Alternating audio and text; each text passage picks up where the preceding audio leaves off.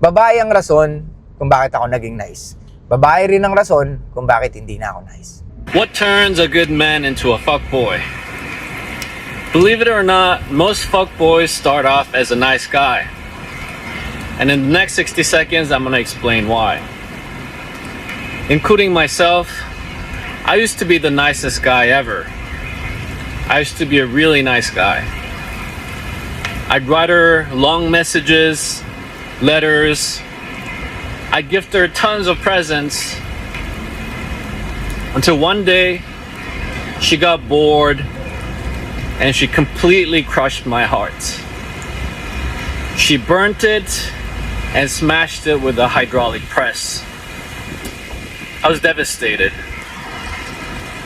I was never so totally destroyed until that point in my life. But then a villain was born. I started learning the female psychology. I started learning materials from dating coaches. I started practicing. And before I knew it, I became really good.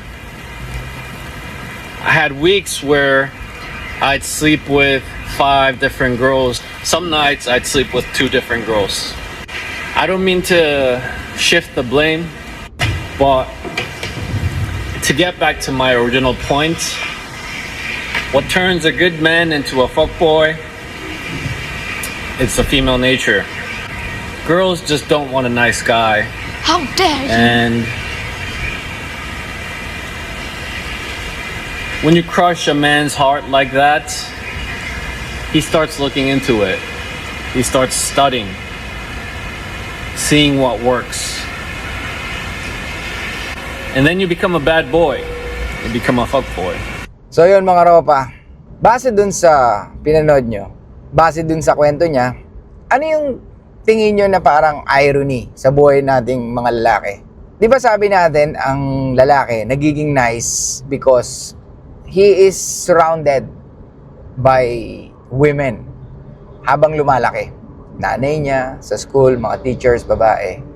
Hanggang sa mag-18 siya or matuto na siya magkaroon ng crush. Di ba? So, na-condition ng mga bata na maging nice at maging masunurin, obedient. Kasi nga, magagalit yung magulang natin, especially our mom. Di ba? Hindi tayo parang papakitaan ng validation, attention, pag medyo makulit tayo or hindi tayo sumusunod sa ating mga magulang. So sa school, pag hindi ka sumusunod sa teacher, pwede maapektuhan yung grades mo. Sa nanay mo naman, pag hindi ka sumusunod, pwedeng hindi mo makakuha yung love or hindi mo ma-feel yung love ng yung mommy or your mom. So, ang lalaki sumusunod dun sa kondisyon na yun hanggang sa maging dala-dala niya na, hanggang pagtanda niya. Hanggang sa mag-start na siya na magkaroon ng crush, magkaroon ng gusto sa babae. Until ginagawa na niya yung kung ano man yung pwedeng ikatuwa ng babae para sa kanya. Kumbaga, kung ano man yung kinondisyon sa atin ng teacher natin, ng magulang natin, especially our mom, kasi siya yung madalas natin kasama. So, yun ang ginagawa natin sa kanila. Di ba? Pero, marirealize mo, hindi pala nag-work yun. Di ba? Yan. So, sinabi ni Ropa dito na nag-i-start daw na maging heartless ang isang lalaki or maging fuckboy or maging hindi na nice. It's because nasaktan siya na sobra. Do you think, mga Ropa, may point yung sinasabi niya? Or hindi siya 100% na dahil nasaktan ka, kaya ka naging fuckboy? Sabi niya, he doesn't want to put the blame to women. Pero parang ganun yung nangyayari. Diba? Naging fuckboy ako kasi dating nice ako pero hindi naman ako na-appreciate. Pwede ba yun, mga Ropa? Na i-blame natin yung pagiging fuckboy natin dahil sa mga babaeng nanakit sa atin, emotionally, mentally. Yung mga babae nang reject sa atin, nang busted sa atin, nag-cheat sa atin. Pwede ba natin isisi talaga sa kanila? Hindi ba parang hindi ka accountable? Di ba? O sige, ganito na lang. Para at least kahit pa paano, baka sabihin nyo naman, grabe ka naman, suplado mo to. Eh, di ba, kahit sino naman siguro mapunta sa ganung sitwasyon. Talagang, alam mo yun, Mas pipiliin na lang yung ganitong landas. Yung maging fuckboy na lang kasi hindi naman nag-work yung pagiging nice eh. Kasi the more na nice ka, the more nga na hindi ka makapul eh. Sabi nga nila, nice guys finish last eh. So talagang paano ka magpapaka-nice? Eh, hindi nga nag-work sa mga kababaihan. Ang pinapoint out niya dito, nagiging womanizer ang isang lalaki or nagiging maloko ang isang lalaki, nagiging fuckboy ang isang lalaki, it's because sa mga nakuha niyang rejection sa mga babae. Mga ropa, sa tingin mo, magiging fuckboy ka ba? Magiging womanizer ka ba? It's because dahil nasaktan ka sa mga ginawa ng babae. Sige, anuin natin yung ano nyo ngayon, yung utak nyo ngayon. Lalaruin natin. Tingin nyo, babae ba talaga ang dahilan? O, eto. O ikaw mismo ang dahilan. What? Ano ibig ko sabihin dito? Kahit masaktan ka, magmukha kang tanga, ginawa kang tanga, niloko ka many times, nasa sayo pa rin kung magde-decide ka sa sarili mo na magiging nice ka. Diba? So, ibig sabihin ba, desisyon mo yan, Ropa? Yan. Desisyon natin na maging maloko. Desisyon natin na maging fuckboy. Desisyon natin na maging womanizer. Desisyon natin na hindi tayo maging nice. What? Why? Kasi nga, hindi nag-work yun sa mga kababaihan. Pero masama ba yun? No. We're just trying to survive. We need to survive.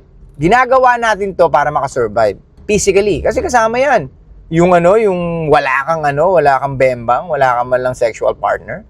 Putya, nakakabaliw din yan, mga ropa. Wala kang feminine energy sa buhay mo na dumaan. Nakakaulol yan. Gets nyo? Kaya dapat talaga meron. So ngayon, anong gagawin ng isang lalaki? Since hindi nag-work ang pagiging nice, so anong gagawin niya? Mag-a-adjust siya. I-adjust niya yung game niya, magbabasa siya ng libro, makikinig siya kay Suplado Moto, o sa mga ibang content creator pa. Natingin niya na makakatulong sa kanya. Natingin niya, magle-level up yung game niya. Natingin niya na nagbukas ng isip niya. Kaya maraming salamat. Shout out sa mga ropa natin na talaga nagtiwala sa atin at patuloy na nagtitiwala sa atin sa mga game na binibigay natin everyday. Mga ropa, makakaasa kayo kay Suplado Moto na gagawin ng lahat ng makakaya para lang mas maging pulido, para lang mas maging malupit yung mga content natin. Kasi naniniwala rin ako na i-absorb nyo yun at patuloy nyo i-absorb yun. So dapat talaga, hanggat maaari, pukin ng ina, malinis, makinis, masarap. Ay, ano ba yan? Sorry. Mali pala yung pinag-usapan natin. I mean, malinis at malupit na mga bitawan ng bibitawan natin dito, mga ropa. So yan ang aasahan nyo kay Suplado Moto. Every day, pag kaya natin mag-post, gagawin natin yan. O kung kaya natin 3 beses ang araw mag-post, gagawin natin yan. What? Diba? Pero yun nga, we will make sure na quality yung bawat content na ibibitawan natin dito. Anyway, balik tayo. So yun nga, it's our fucking decision na i-level up yung game. It's our fucking decision na maging fuckboy at the moment. Diba? It's our fucking decision na maging womanizer at i-enjoy ang mga kababaihan. So, babae lang yung nag-trigger. Sila lang yung nag-trigger, pero tayo pa rin ang gumawa. Parang ganito yan, tinuturuan ka ni Suplado Moto kung paano ka lulupit. So, lahat na matutunan mo sa akin, hindi ibig sabihin nun magiging fruitful or magmamaterialize kung wala kang action. Diba? The action is still with us. Yung mga action na ginagawa natin, yun ang maghahatid sa atin patungo sa mga bagay na gusto natin mangyari sa atin. Kaya nga, hindi lang babae ang rason kung bakit ka naging womanizer. Hindi lang babae ang rason kung bakit ka naging fuckboy. Hindi lang babae ang rason kung bakit nag-level up ka ng game. Kundi nagdesisyon ka sa sarili mo na hindi pwedeng ganito palagi. Kaya nga mga ropa, papaalalahanan ko kayo, kung nasa sitwasyon kayo ngayon na ayaw nyo, puta, umalis kayo at magdesisyon na kayo na aalis na kayo. Gets? At sa mga matagal na nakikinig sa akin na urong sulong sa mga diskarte or sa pag-level up ng sarili, pucha, magdesisyon ka na, ropa, kung ano ba talaga ang gusto mo. Gets? Yung sinabi ko kanina, ano yung irony nating mga lalaki or buhay nating bilang lalaki? Nung bata tayo, sinasabihan tayo maging nice, di ba? At malaking parte noon ay mga kababaihan na nagsabi natin na dapat ganito tayo para at least ito yung maging tingin sa atin na ibang tao or para at least katanggap-tanggap tayo sa society. Pero, nung nasa dating game na tayo, sila din na nagsabi na mali ang ginagawa mo. Guess yung point ko? Nung bata ka, tinuturuan kang maging nice. Tinuturuan kang maging mabuting lalaki. Lalo na sa mga kababaihan. Di ba? Dapat ganito ka, dapat ganito ka sa babae, dapat di ka bastos, bla bla bla, bla bla bla. Di ba? Which is, wala kang nakikitang mali. Pero, nung lumaki ka na, nagka-idea ka na, nung nagkaka-crush ka na, nagkakagusto ka na sa babae, ayun na. Doon ka na nag-start, dumiskarte ng babae. Pero bakit ganun? Yung mga sinabi sa atin, ng teacher natin, ng magulang natin, bakit hindi nagwo-work sa babaeng gusto natin?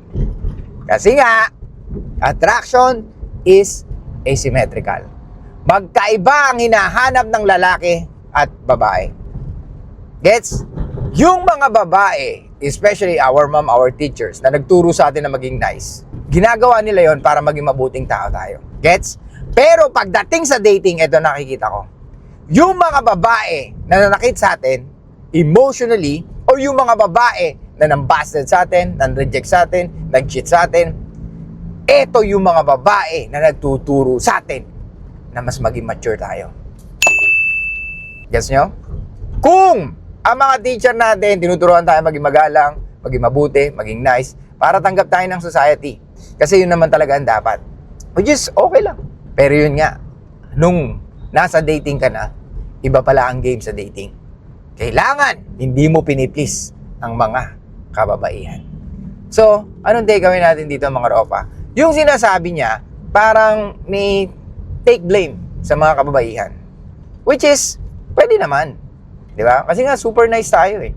Pero nakikita ko dito, dapat accountable ka. Pwede mong sabihin na, babae ang rason kung bakit ako naging nice. Babae rin ang rason kung bakit hindi na ako nice. Gets? At least kahit papano, you are aware na yung mga nagturo sa atin na maging nice, alam mo na majority nun mga kababaihan. Pero yung mga nagturo din sa atin na wag tayo maging nice, majority nun mga kababaihan din pagdating sa dating. Okay? So yun mga ropa, just be fucking accountable at tanggapin natin na tayo ang nag-decide kung ano man tayo ngayon. Kaya nga, kung pagod ka na maging nice, mag-decide ka kung ano ba talagang gusto mo. Okay? So see you sa live natin mamaya mga ropa. I'll see you guys next time. Show love, peace out, and be back on the Stop recording.